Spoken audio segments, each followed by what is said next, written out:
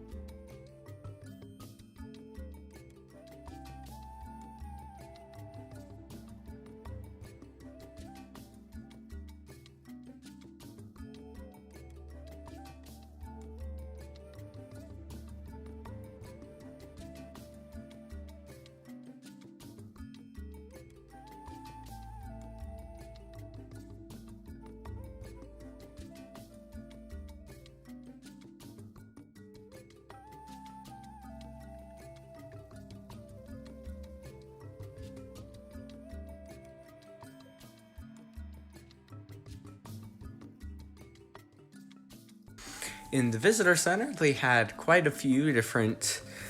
They had a display of all the different desert tortoises they have found in the park, and their names and their status, which I think was really cool. Now, we first started off. Our first stop was the Calico Hills. Now, these hills you can actually rock climb, which we saw quite a few people who were rock climbing, which I thought was very interesting, and I probably wouldn't have done the same either, but it was really cool. These just red hills just in the middle of nowhere. Next, here is Turtle Head Mountain. It is one of the most prominent points of the park, and yeah.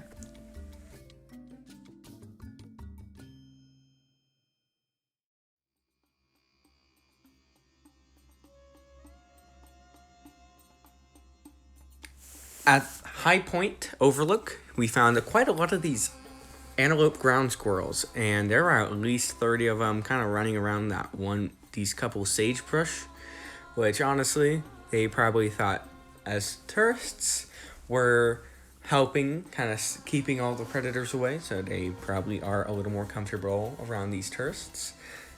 It was super cute just seeing them just all over the place, just doing whatever an antelope ground squirrel does.